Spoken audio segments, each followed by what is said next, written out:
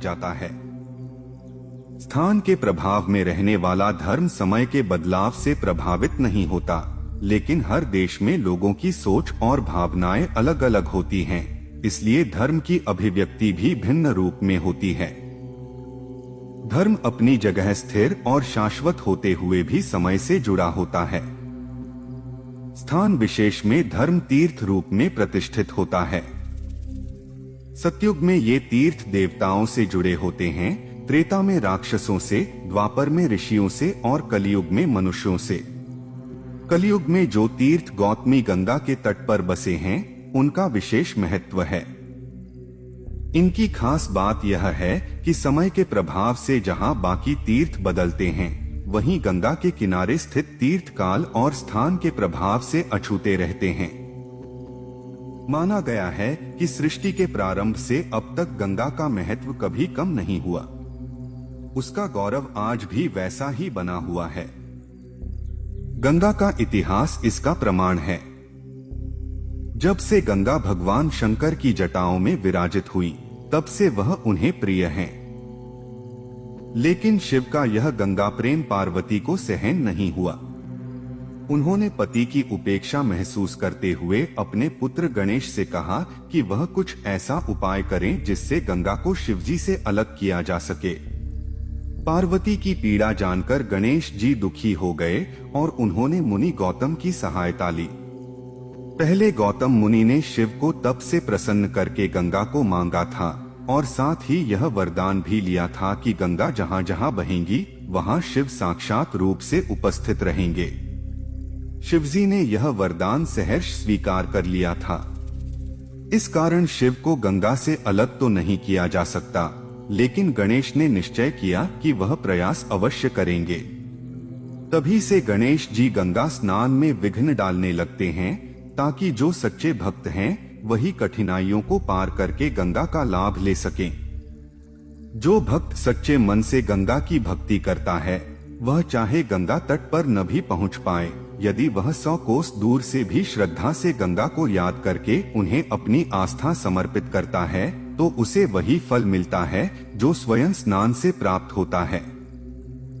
उसके पाप तत्काल मिट जाते हैं और यह पुण्य अश्वमेध यज्ञों के फल से भी अधिक माना गया है। ओम ब्रह्मणे नमः। नारद और अन्य ऋषि मुनियों ने जब ब्रह्मा से गंगा की उत्पत्ति, उसके प्रवाह और तीर्थों से जुड़ी कथाएं सुनी, तो उनके मन में और भी जानने की इच्छा जाग उठी। उन्होंने ब्रह्मा से अनुरोध किया कि गंगा के साथ साथ भगवान विष्णु की दिव्य कथा के कुछ और रहस्यमय पक्षों को भी साझा करें, ताकि सभी ऋषि संत लाभान्वित हो सकें। इस पर ब्रह्मा ने बताया कि इस भूमंडल के सार में भी जो सबसे श्रेष्ठ हैं, वही हैं भगवान वासुदेव। उन्होंने कहा कि आदि काल में जब सब कुछ अव्यक्त था, तब आत्मजन्मा प्रथम पुरुष प्रकट हुए।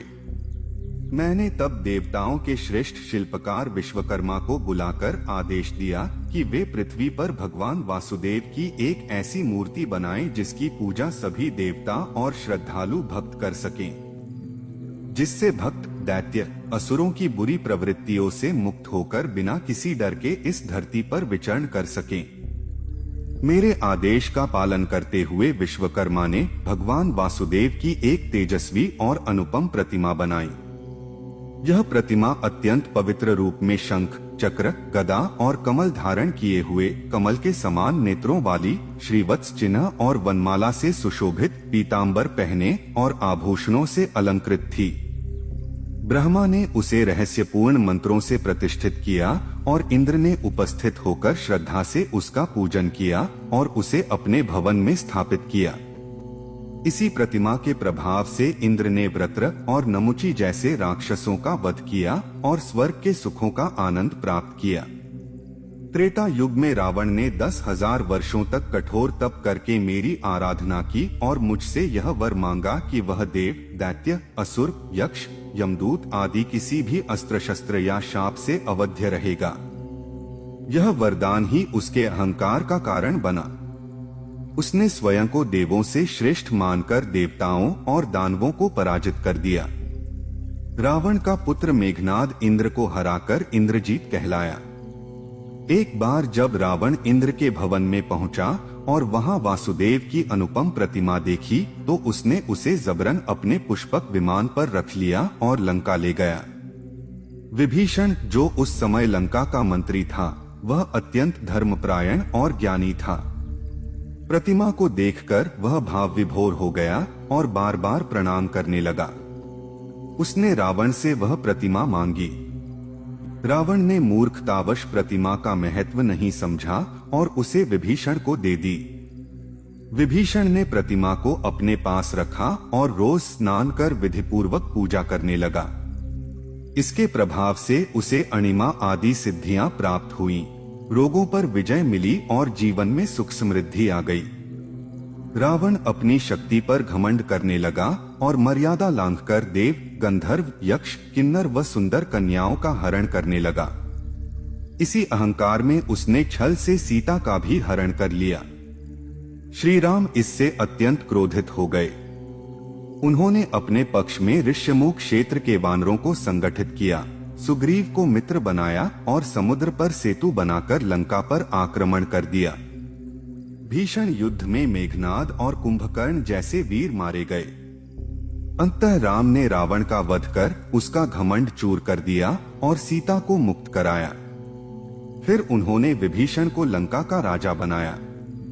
श्री राम ने जब विभीषण के पास वासुदेव की रत्नजटित अद्वितीय